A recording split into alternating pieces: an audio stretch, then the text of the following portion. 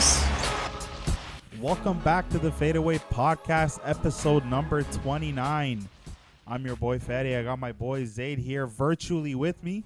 How you doing, bro? Good, man. It's so weird to go back to virtual now. Now that we've been kind of doing it together for maybe a few more months now. Three, four months is the last time you actually way more than that. Maybe it's the last time. Yeah, definitely way longer than that for sure. Yeah, I think maybe almost a year, bro. Oh damn! Time flies. Nice. Okay, but yeah, this is it's so much weirder doing it virtually now. Busy couple days. Got some deadlines at work. But happy. Somebody lied and said busy season in accounting's in April, but you're grinding in the end of June, bro. June 30 is still another one of those. It's our extra busy season, man. But for anybody looking to get into accounting, I'd say don't do it. You don't want to be working like this. Bro, I hire for this. Exactly. You guys should definitely do it. You guys should definitely do it. Yeah. You're two different perspectives. Two totally different perspectives. I work in it, and you hire for it. So two totally different views. But happy belated birthday to you, man. 27 years young. Give us some. Put us on some game. What did you learn this last year, maybe? Man, I learned in the last year. You learn a lot. You learn, especially when you're put in COVID situations. You learn more about yourself, I think. Yeah. You learn more about everyone around you, and it helps you put things in perspective. So I think constantly learning. Life's just a lifelong lesson. You know, when you're younger and they're like, yo, you're always learning every single day. But honestly, there's a lot of truth to that because that's all you do, and that's how you continue to grow. That's pretty much what I got for you. Yeah, that's some wise words from Faedaway Fedi. But let's get right into it, man. 2 series left. As we're in the Eastern. Boy, have they been crazy. They've been crazy. The Eastern Conference and the Western Conference Finals have been. They've been a whirlwind. Honestly, a lot of back and forth. Very competitive. And I know we've said this a lot throughout these playoffs, but this has been some of the most competitive playoffs we've had probably in the last 5 to 8 years. You know, we really don't know who's going to win at this point. You can predict, and your prediction most likely looks like, I don't know. We predicted a whole bunch of things, and it never worked out for either of us. So man, I ran my mouth about the Hawks, and it's still biting me in the behind today. Exactly, on Facebook and stuff. Exactly. But let's go. So the Bucks and the Hawks series is at 2-1 in the Bucks' favor. Last night's game was a thriller. We saw Khris Middleton take over in the fourth quarter, took over the entire game, outscored the Hawks 20-17. And he was just a beast. You know, when Khris gets hot, he gets hot. He doesn't miss. He had hit 4 or 5 shots in a row at one point to really set them, you know, above and beyond and take that lead and push it to maybe like it was 6 to 8 points over the Hawks. I think the Hawks let that game slip. They had a huge lead at half in the middle of the game. I know Trae Young stepped on the referee's foot, twisted his ankle, sprained his ankle. That played a huge part in him down the stretch not being able to perform. But what a way to steal that game for the Bucks. The Bucks really needed that game to regain that home court advantage since Atlanta did steal one in Milwaukee. But it's back and forth for me. I still don't trust either team to win this series. I said Bucks in 7. I don't know if your prediction has changed, but I still don't trust either team to win. I don't know. I think it's still up for grabs. Yeah, I'll be honest with you. I don't think it's up for grabs anymore. I said this again about the Hawks, but I don't think they're going to win another game in this series. And I'll tell you why. Like, I know it sounds crazy because I just said it in the last round, but I'll tell you why. If you look at the actual games, right, the landscape of the series, yeah, they won the game that Trae Young had 48 points. Mm-hmm. Like, it took Trae Young 48 points, and they won down the stretch. It wasn't comfortable. Right. Milwaukee could have taken that game. It could have been a 3-0 series easily. And then after that, he's kind of been struggling. 1 of 8 from 3 in the second game. Last night he was, I mean, his percentages were decent. Right. I want to say I have it up here. He had 35 points. He shot 12 of 23, 6 for 14 from 3, which is still a little, not the greatest. 43. I mean, 43%. It's still above 40%. Still efficient, bad. definitely. Yeah. But he was minus 13. Right. And I think that Drew Holiday was extremely disrespected after game 1, standing there getting shimmied on for 1. Yeah. This kid, 48 points, 10 plus assists, becomes the first ever player to have 45 plus, 10 plus in the conference final in his first ever try. Mm-hmm. At the time, the media, they're changing the rules for him. Right. His style of play. For next There's year. a lot of hype, right, around Trae, and then this guy comes into your building, gives you 48. He's shaking his shoulders on you, and they take game 1 in your building. Right. I think that pissed them off because they've been playing very pissed off basketball. Like Drew Holiday offensively last night was not 100% there. Awful. We were actually looking at it. He 2 for 11 measly. Yeah. But he still managed to be a +6. But whatever. He had 12 assists. That's how you find ways to, be efficient and be an add-on. You're going to be 2 of 11. Might as well give him some passes, right? Right. Contribute to the team. Yeah. And then Giannis has been fantastic. I mean, he had 33, 11. I think he joined a list of Shaq and a few others, the most 30-10 games in the playoffs, right? In one playoff run. Yeah. So he's been playing fantastic basketball. There's no debate. And then one guy that you talked about, Khris Middleton, man, I have a story for the fans because we were watching this game last night together, right? And I remember you were sitting, I think you were sitting behind me, but we were talking throughout the game, and you were like, "Yo, he has 9 straight." Yeah. And then next possession, boom, boom, boom. That's 12 straight points. Boom, boom, comes down, bang him, 15. You're like, yo, this guy is snapping. Yeah. It just happened so fast, and it was like 3-4 straight possessions where he just came down, and he had enough. He's like, give me this ball, get out of my way. This is going to happen. So Khris Middleton took over the game. It was absolutely fantastic. Giannis called it a great performance after he said the only thing you could say that is greatness. Yeah. Right? That's what I witnessed. But I want to ask you a question because this has sort of been looming or pressing, I guess, throughout his career, certainly.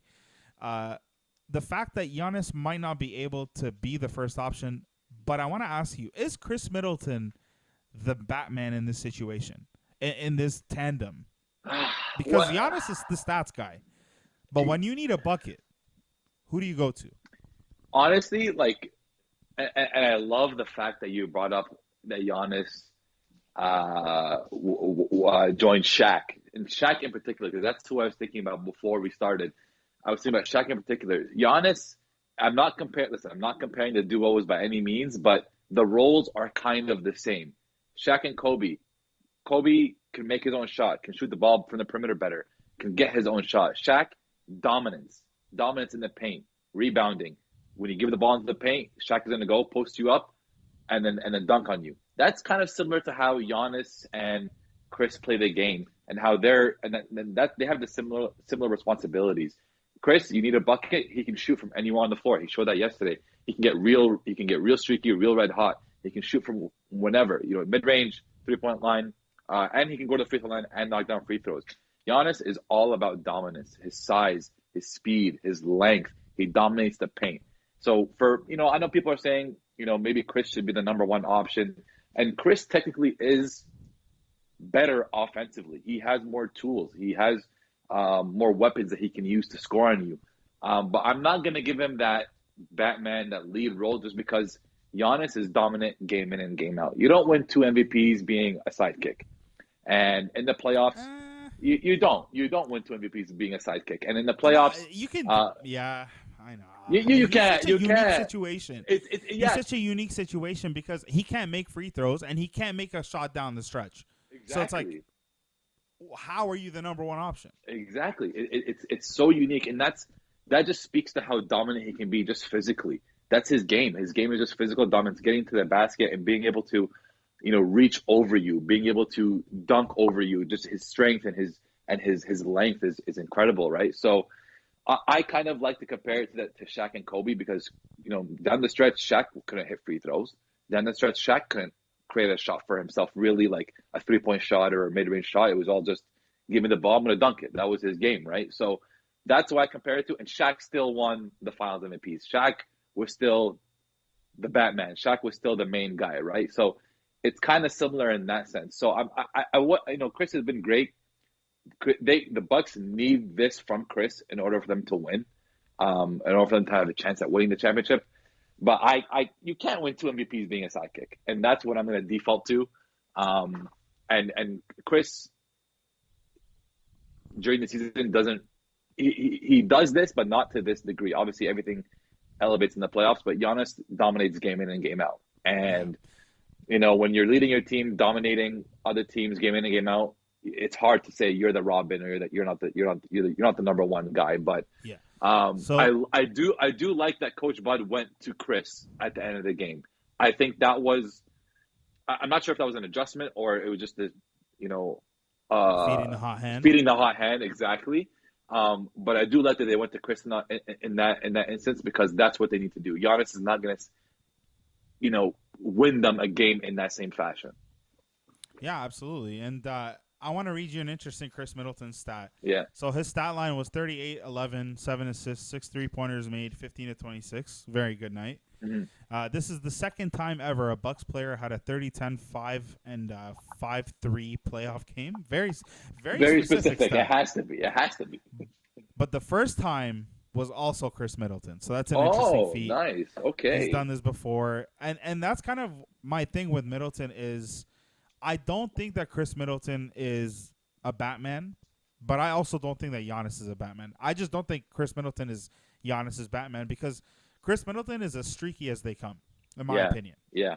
He can have duds and I think he had a dud in this series. He can come out and give you a 3 of 15 night like it's nobody's business.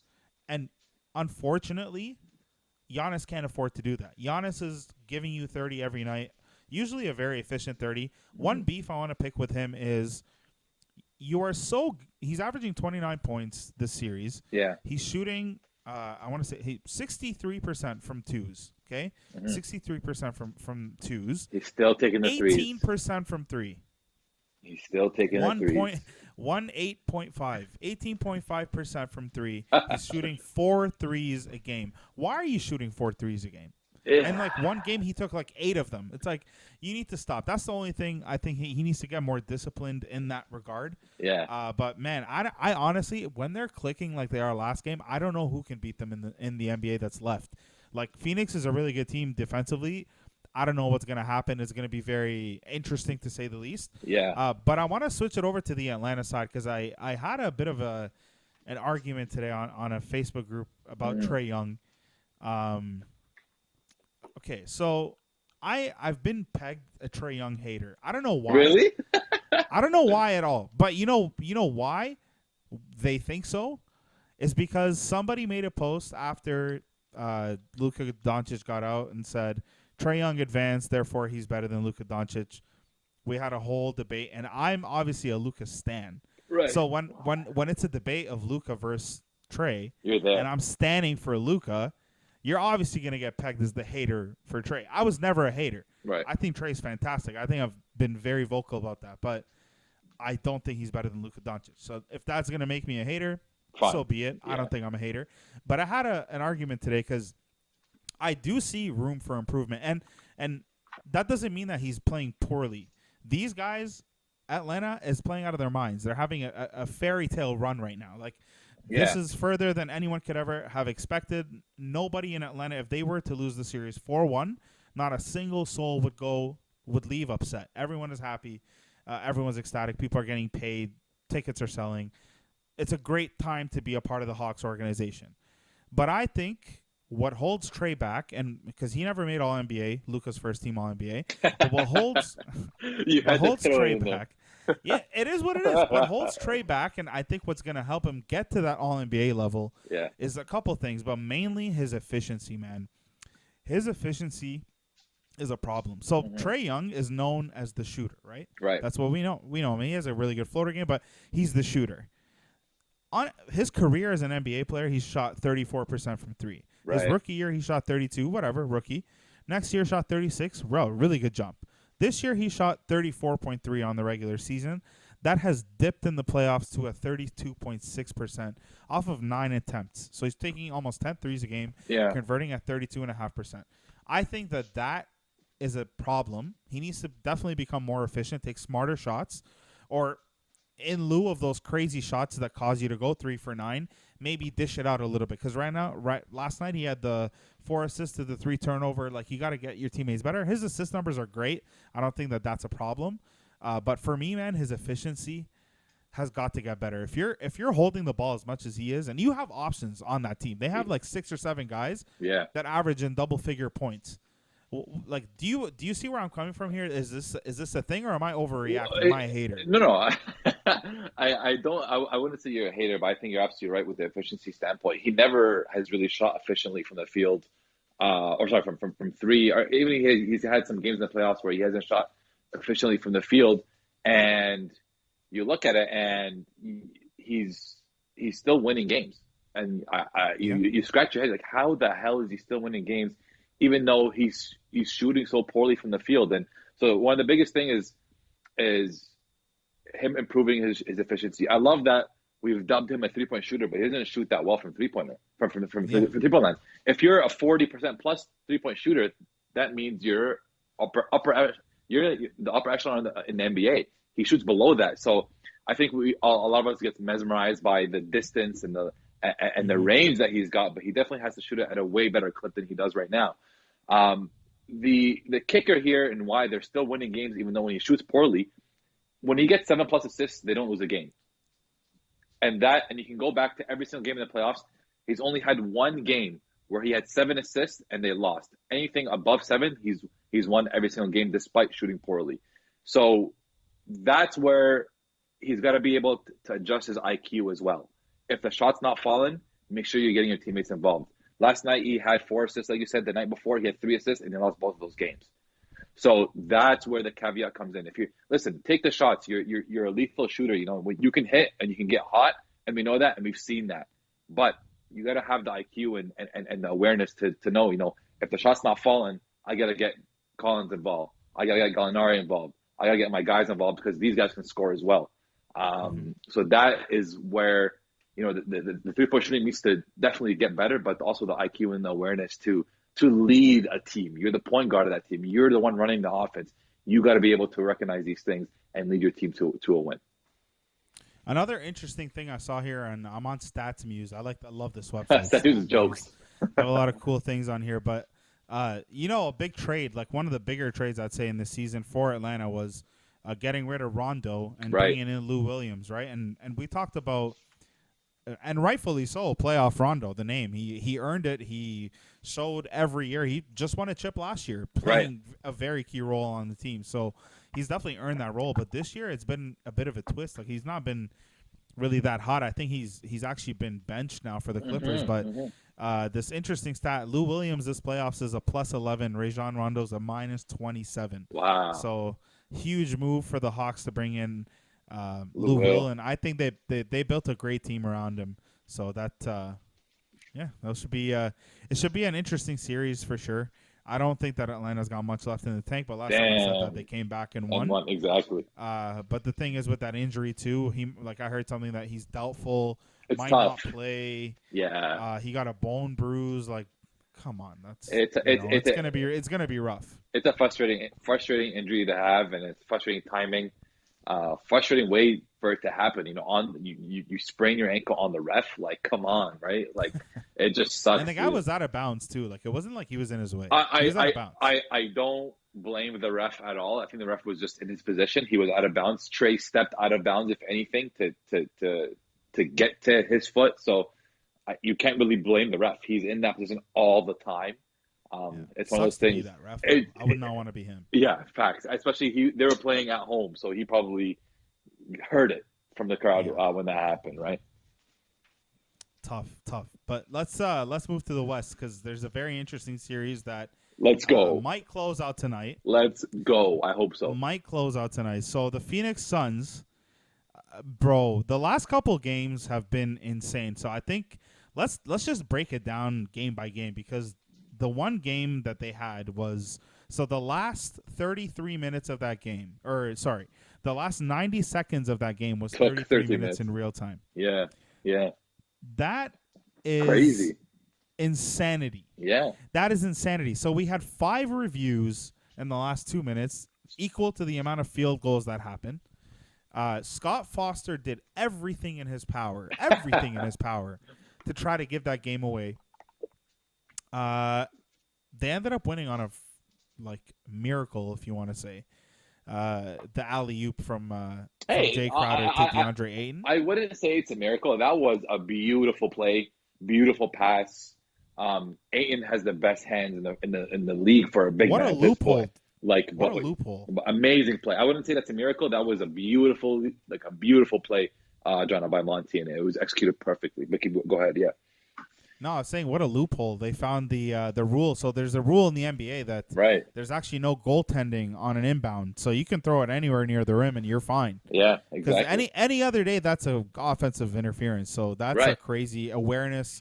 0.9 seconds left. And then obviously Scott Foster, in very Scott Foster fashion, comes back and says, 0.7. We're going to put back 0.7 on the clock. Okay. All right, buddy. All right, pal. Yeah, it was just awful. And then the last game that they played came down to all the way to the end. Mm-hmm. The last 2 games came all the way to the end. I want to talk about maybe I'm getting mixed up here because the series is 3-1, and I'm thinking game 2 and game 4. Mm-hmm. But game 2, man, what was game 2? Game 2 was the game winner, right? Right game before 2. That game winner, who missed a pair of free throws that would have definitely won the game, extended the game? Playoff P. Pandemic missed P. 2 missed free throws P. Free throws. Yeah. Okay, and they're gonna say, he had 10 points in the 4th. He brought him back. They're not there without him. I get it. Fine, whatever. I understand. Sick, but you gotta close. But at this very moment, you're at the free throw line, and you missed both of them. Not even just one. You missed both of them, and they ended up losing by 1. So sucks to be you. It does. It really does. Because that whole, if you make those free throws, they have 0.9 to make a 3. Exactly. It's not 0.9 to hit a tap at the rim. So exactly. I don't want to say he lost them that game because he definitely played a great role, but that is tough. And then game 4 comes and down the stretch again, and he misses 2 free throws right in front of the boss. Or sorry, he missed 1. He made the second one, but he missed the first one that would have definitely iced or helped them. I think it was a very important one. It was a very important one. Like you said, right in front of his boss. Boss sits there, puts his head down. And what do you think of that? What do you think of the reaction? Should the owner show stuff like that? Is that detrimental? I feel so bad that happened. It's definitely detrimental. I mean, mentally, if I'm Paul George and I'm shooting these free throws to potentially help win the game, help ice the game's on the line at this point. My boss is sitting right in front of me. Obviously, that's already pressure enough. And then it just sucked.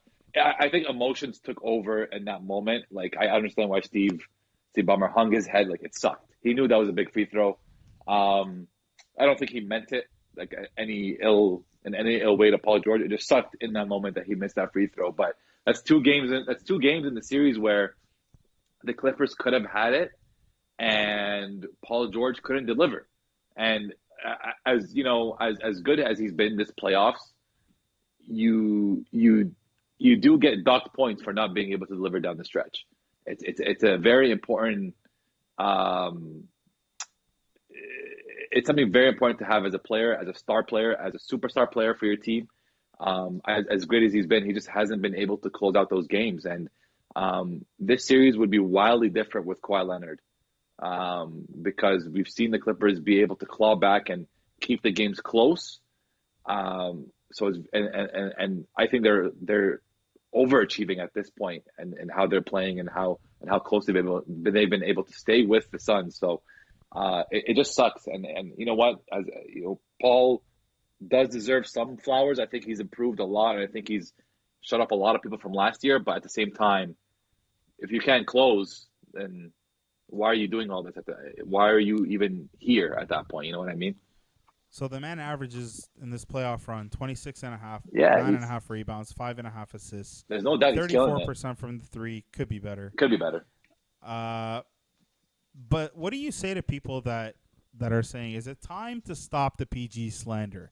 Because he's been slandered. He's been, Oh the yeah, last couple of years, and rightfully so. I mean, if you're one of the best players and you don't show out, like the year you come third in MVP voting, you lose in the first round, you're yeah. gonna get some sort of flack, right? And you get a game winner hit in your face, like you were talking trash all year, all series. Sorry.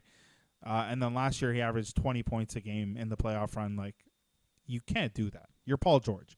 So he definitely deserved it. But what do you say to people that say, yeah, we should definitely stop the slander at this point. He's played a pretty good playoff run. I definitely agree with that. Honestly, I think he's had a great playoff run. He's turned it around from last year. Considering he's been able to lead a team with no other star, really, it's just him. Hey man, don't disrespect Reggie Jackson. Hey, listen, I would be the last one to disrespect Reggie Jackson, but at the same time, we know he's not a star. He's been able to play like one, which is great. But playing alongside no other stars is definitely tough, and PG has had to carry a lot of the weight. He has had other guys contribute, but definitely time to stop the PG slander. At this point, the only thing I can knock him for is just not being able to close out games, because the Clippers could be up 3-1 in the series, in my opinion, and they should be if it's not for those free throws. So I'm with that. Give PG his flowers for this playoff run. I think he did a hell of a job. He's just got to work on those free throws. That's just my opinion on that one. So Reggie Jackson's averaging 50, 40, 88. That's the goal. I love that he's right doing under this. right I under love 90%. that he's doing this. So I mean, it's fantastic. 18 points a game. Yeah, it's good because his last playoff run last year he averaged 5, but he's right back up to where he should be. I'm a fan of Reggie. What he's doing. Oh, buddy, welcome. They're not here without him. At this point. 100%. There's no Even doubt though they're about down 3-1, they're not here without him. Let's talk about this. There's a couple things to talk about with the Suns. Huh? There's a couple things to talk about with the Suns. Yeah, exactly. Quite a few things. So, Chris Paul, I want to tell you. So, Chris Paul's had some bad luck in the playoffs, right? Right. So, playoff injuries since 2015. 2015, he had the hamstring. Broke his hand in 16. I think Blake had a toe injury in 17. Then he had his hamstring in the 18, right, where they were right there. They had the Warriors down 3-2, got hurt. They ended up losing those last 2 games. And then this year, shoulder and COVID. On the flip side, in the first round, they played the Lakers with no AD. In the second round, they played Denver with no Jamal Murray. And now they're playing the Clippers without Kawhi. Are you upset at this series of fortunate events, or are you of the mindset that my man Chris Paul deserves some fortunate luck his way? And do you see them winning the chip this year? Every team that wins will tell you, and even like you hear podcasts with these players, with these coaches, you're gonna need a little bit of luck. And I'm not encouraging the injury of any player or whatever, but it's unlucky for one team and it is lucky for another team. You look at if you go back in history and you look, I know the Warriors have had playoff runs where the stars were injured that they were going up against, and they won the championships. 5 years later, nobody even mentions it, that there were all these injuries. So I'm not going to be a hater on that one. Chris Paul has had his fair share of bad luck in the playoffs. Do I think they're going to win it? Right now, I'll go. I think it's going to be a Bucks. I mean, Suns look like they're going to close it out today. I'm gonna maybe say the obvious, but maybe Bucks Suns final. And I don't know who's going to win that at this point. Both are great defensive teams. Both can clamp down defensively. Both have their own big three. So right now, I just don't know who's going to win that. It's very interesting to see the matchups. One matchup I would love to see is DeAndre Ayton and Giannis. I want to see how they match up together, because Ayton, defensively, he's a great rim protector, very smart. Offensively, he's got some of the best hands in the league for a big man. Some of the finishes that he's been finishing this season and the playoffs have been incredible. I remember him catching an alley-oop in the air and finger rolling it into the basket. That was beautiful last game.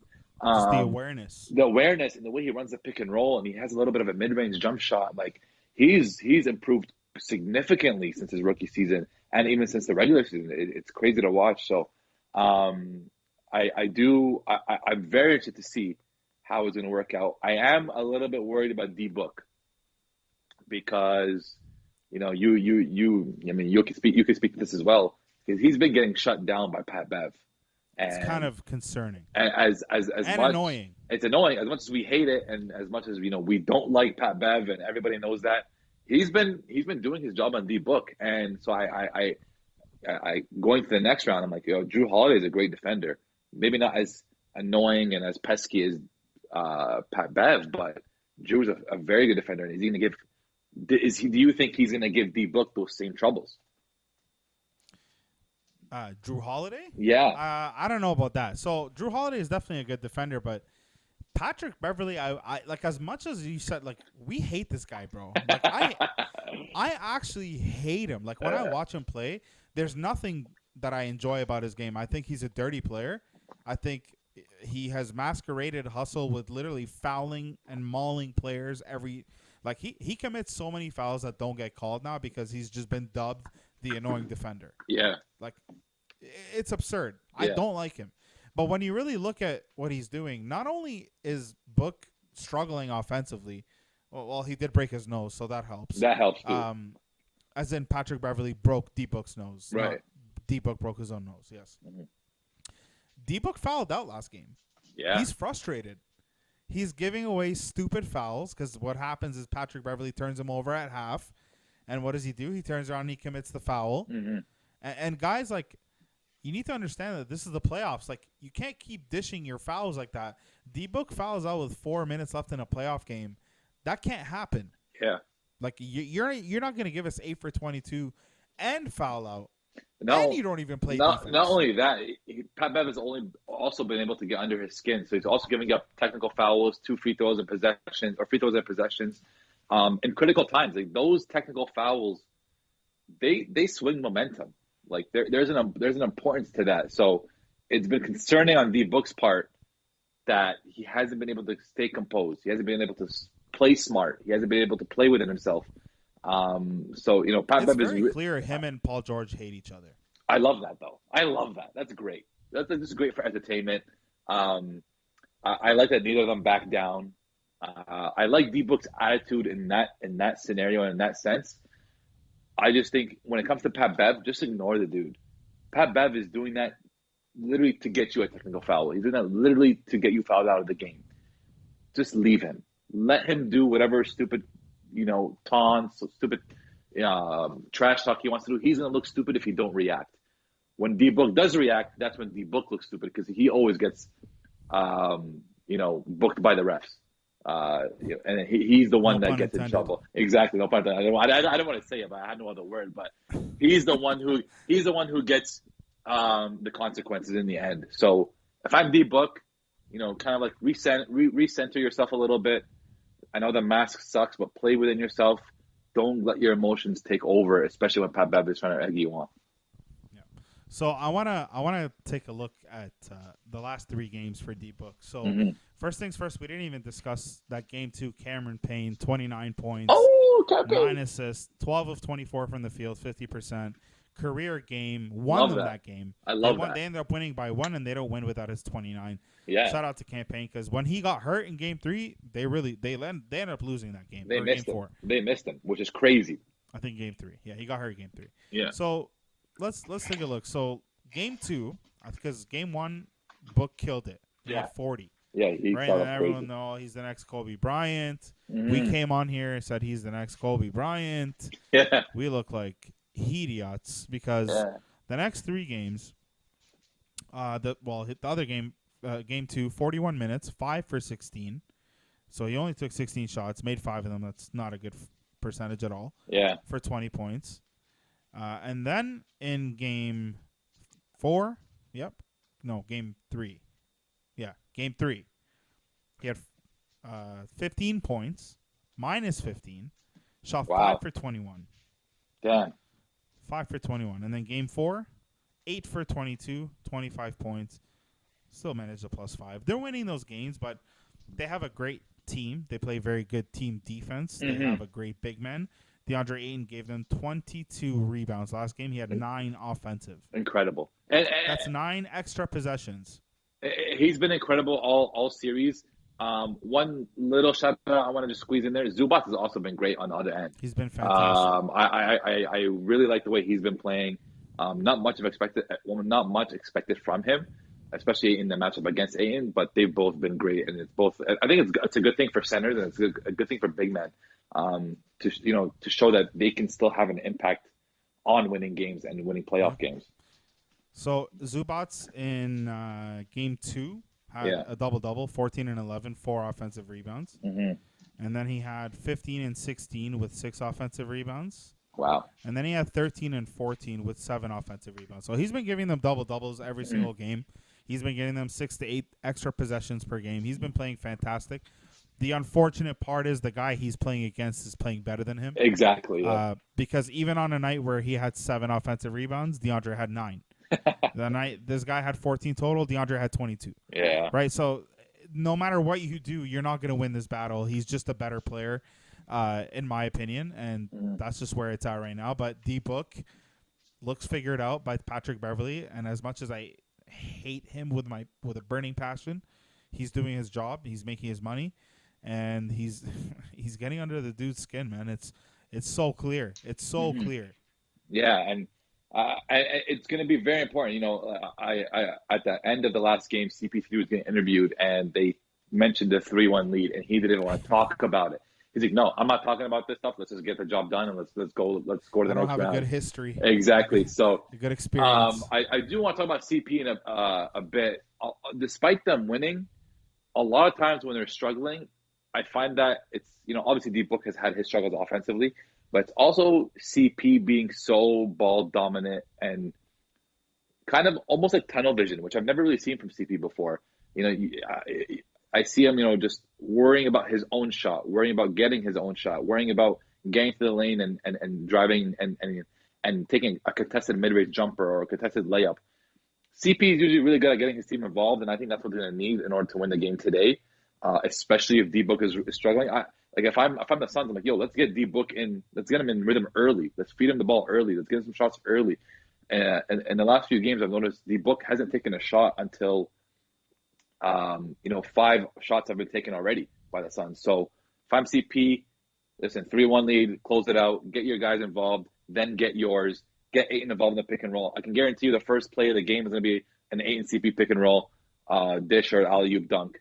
Get your guys involved, get your team involved, get everybody happy, and then go and get yours once everybody's comfortable. I think that's what's going to be the difference for them to win the game today. And I think they will close it out today. CP was 6 for 22 last game. And that's what I'm talking about. To D-Book's 8 for 22. Yeah. So they held each other's beers. Yeah, exactly. Yeah, in the NBA sphere, I don't know. Did you have anything else to say for the Phoenix series with the Clippers? Anything to add? Suns close it out today. Hopefully they win in 5 and they make it to the finals. There is one thing we need to talk about. There's been reports that Kawhi Leonard's unhappy with the Clippers medical staff. So now this is very interesting because if you remember, listeners, he left San Antonio begrudgingly. They traded him because he didn't want to play because he had the quad injury. His doctor said, "You're not ready to go." Team doctor, which is a different entity, team doctor says, "You are ready to go." Yeah. And in his defense, there's been a lot of issues with team doctors because they're obviously employed by the team. So it's in their best interest to clear you to play because that's what the team wants, right? And we saw that with KD. We seen it with James Harden somehow got cleared to play. Yeah. And then the one AD in the first round of this year got cleared to play, then didn't even last 3 minutes. Right. But thanks, Doc. I was ready to go, I guess. But now it comes back, and he was happy in Toronto, obviously, because why not? Because why not? Why wouldn't you be happy? And then he leaves to the Clippers, has an injury now, and lo and behold, Kawhi Leonard is upset with the Clippers medical staff. So what do you make of this? Is this the Spurs 2.0? Does he hold down and leave? Do they figure it out? Are they done with this? Because at this point, they're letting this dude walk all over them, and they're a second round exit this year. They might not even make the finals. What do you think? I think the Clippers have a huge advantage as being in LA. And I think it's very easy. I think Steve Ballmer will be the type of guy to do anything he can to keep Kawhi. If that's hire whichever team doctor that he wants, he'll do it. But like it's at this point it's like, okay, I get it.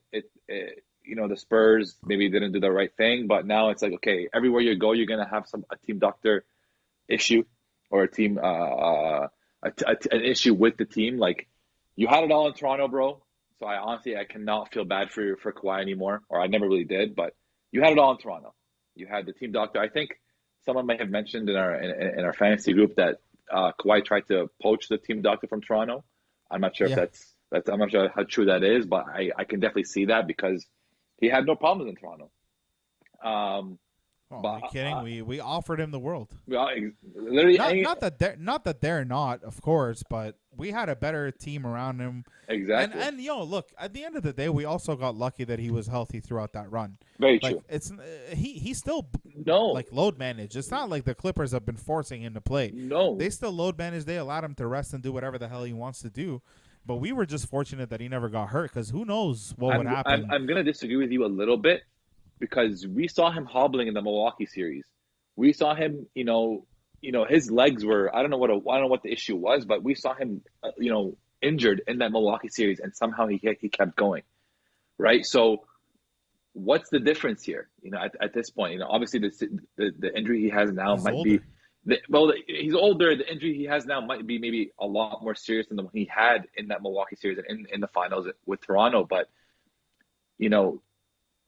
he did have an injury with Toronto, and Toronto clearly took care of him or did whatever they could do to make it accommodating for him. I hope now he's kicking himself in the back saying, I should have just stayed in Toronto. We would have played in Tampa Bay. Nice sun there too. It would have been nice. But at this point, I can't feel sorry for you, bro. Like you had it all. So it is what it is. I'm sure. I'm sure Steve Ballmer will fire the trainers and the medical staff and get him new ones. But what else can you do at this point? On the flip side of your perspective, I think that it's good to note that with Kawhi specifically, like everything is there for him. Like it's all built there for him, and he's not gonna ever, like we said, he was hobbling with Toronto. Like two things there. I don't think that he's ever gonna force himself to play if he's not 100%. Mm-hmm. And secondly, a factor to consider is he was heading into free agency a year after missing a lot of time with injury. So there's that incentive in the back of his mind. He has to play. Maybe not, but there is the incentive in the back of your mind that I have to play at least just to finish this run so I can. He's gonna get his contract, but it was just who knows, right? And maybe he wants to spite San Antonio and win the championship. Who knows? Yeah. Like he looks like he doesn't feel anything, but he might. Like I don't know. That's just a couple of things to consider. You're never gonna really know anything about Kawhi. Yeah. One thing I think you and I both hate absolutely is the fact that he's in the building but not sitting with the team. I think that's absolutely whack. Horrible. Like you are just. Like you are not a leader at all. In fact, like you were just a bad teammate at this point. I don't know. Honest with you, you're a bad teammate. I don't know how Clippers media reacts to that, but that wouldn't fly in Toronto. Like you would get torched if you were in Toronto doing that. It's awful. If it was anybody but Kawhi, they'd get torched. Like think about that, man. Like you're the best player on this team. Yeah. And you don't even. First of all, you're not even going to travel with your team. Okay, maybe I'll give you that. Maybe if whatever. You want. But I still think you should travel with your. It's the playoffs. It's the conference finals. Right. And then you're there, and you're not even gonna sit on the bench. Like Chris Paul would have killed to be on the bench when he was at least quarantining. Like, hey, you're not gonna let me play. At least let me sit on the bench. Bro, you got Jamal Murray with a torn ACL sitting on the bench and cheering his guys on. I hated that, and I think it's a perfect way to really depict what Kawhi is like as a person, because I think he's just incredibly self-centered, selfish guy, but. Some people try to call it family oriented, but I don't want to hate too much on the guy because he brought us a chip. Yeah. And there's no debate there. But one thing I want to talk about around the league before we wrap up the epi. Yeah. There are some rumors, bro. We're back at this, aren't we? Eh? We're back. Did we get a chance to talk about the 4th overall pick yet? We didn't though. We didn't. So let's talk about that too. But we're back at this. We talked about this at trade deadline, if you remember. Of course I remember. I brought it up and everyone laughed me out the room. Yeah. So and now they're like, oh, let's do it. So first things first, the Raptors in the lottery somehow finessed the 4th overall pick. Amazing. In a very stacked draft. And I think what you can get with 4 can change your franchise. So here's to drafting a cornerstone. And, let's hope so. Hopefully they come out. Yeah, well, I don't know. I don't think he's going to stay, to be honest with you. Doesn't look like it, though. Yeah. But I hope they draft a cornerstone. Maybe this helps and gives them that incentive to stay and restart. Yeah. But who knows what he's got on the I'm sure he has plenty of offers. But rumors are going around that the Warriors might target Pascal Siakam in exchange for the number 7 overall pick and James Wiseman. Wow. Earlier this year, before this pick even existed, I said Wiseman and Siakam, let's do the swap. Yeah. Let's do the deed. Yeah. Because I think Wiseman is a stud, and I think what we can do with him is fantastic. Then he got hurt 2 days after. Sucks. And now the rumors are back up. So what do you think? Number 7 and Wiseman in exchange for Pascal, I don't have an offseason, again, Siakam. It's so tough to make that call because when you're getting that number 7 pick and you're getting a second-year man in James Wiseman, I know you and you have the number 4 pick. Yeah, of course. And you have the number 4 pick. I know you love to talk about timelines, and you loved to talk about timelines, especially with this trade. That timeline gets set way back a few years, and you still have OG who is getting paid. You still have Fred VanVleet who's getting paid for 3 more years. So what's the direction the team is going? It really depends on what direction the team is going. If they're going in the young direction, we're going to rebuild. We're going to blow it all up. I think that's the way to go. Why obviously. Would you blow it all up? Because you have very good pieces. Just because you give up Pascal for the number 7 and Wiseman, and then you draft a kid at 4 who, like we talk about these kids taking time to develop, but the last 3 years of rookies have hit the ground running. And this year is supposed to be a historic draft. So if you get a guy who can complement Fred, and you still have Fred, you still have OG, you bring back what's his name? Gary? Gary at a good rate, because I don't think he's going to be too sought out. But you bring him back at a good rate. And now you have a decent core, and then you have a Wiseman, the young guys that you draft with 4 and 7, whatever. You have Kem Burch. Like, you still have a really good roster. You have a team that could last for a while. And for your vets to be 25, 26, that's fantastic. I don't think that changes the timeline that much. Where it gets difficult is that you're depending on 3 very young players to be the part of your core of your team. And with big men, we know they develop a lot slower than guards do. So James, he did have a pretty good first year. Could have been a lot better. Still a lot of kind of growing pains, a lot of IQ pains to deal with. The Warriors did him dirty. You could argue that. You can argue the Warriors didn't really put him in many spots to succeed. And it's tough playing alongside Steph and then having Draymond in your ear barking at you all day. So it's definitely a tough position to be in. But then you're also depending on number 4 and number 7 picks to come in and contribute right away. And it's tough to do that as a rookie. And when you compare the rookies that came in that excelled, they were the guys on that team. Like the Jason Tatums, the Donovan Mitchells. These guards came in and they demanded the ball. They demanded the offense right away. Having a number 4 and number 7 pick, I don't know how they're going to demand that same role or that same type of attention from the coaching staff and from the offense. And you're going to be taking that away from Freddie and OG. So it's going to be a little bit of a weird mixture of things. If coaching can work it out, if management can work it out, then it would be great. I think it's definitely a deal we're doing because Pascal, at this point, we don't know what he can do anymore. Especially with the shoulder surgeries, we don't know if he can be the star player that we all hoped him to be. Another thing to consider is you still have Freddie and OG on payroll, but then you have 3 young guys that you're going to have to pay in 2 or 3 years. James Wiseman has 2 more years before he's up for extension, and then the 2 young guys you pick at 4 and 7. They also get extended in 3 years. So you might have one of those Jaylen Brown, Jason Tatum situations where who do you extend? T-Mac They extended both. They extended both, but we didn't have Fred VanVleet. They didn't have OG still on the roster. By then they'll be done, bro. So, but in a couple of Fred VanVleet's got what, 2 years, 3 years? 3 years left. OG, I think, Yeah, 3 years left. 3. It'll work out with, and then you get rid of. I guess you get rid of OG and you get rid of Freddie as well. It could work out. It just depends on the direction. Well, you don't get rid of them, but in 3 they come off the books as a max. Who knows what their value is at that point? Either you bring them back reduced rate, or the young guys are absolutely crazy that you don't even care and you re-sign them. I don't know. I'm saying it's worth consideration because at this point I don't have much faith left in Pascal. He's missing another offseason, which was a great chance for him to, work on everything that he's been missing, and for him to miss 5 months of play and last year not pick up a ball during the pandemic is just too much. Too many setbacks, I think, and it just brings them way too far behind. All right, and with that, I think we should wrap up the episode. You guys know where to find us: Spotify, Apple Podcasts, Google, YouTube, wherever you post your picks, you can find us. Subscribe, let us know what you want to listen to, and continue to support, and we'll come at you next episode.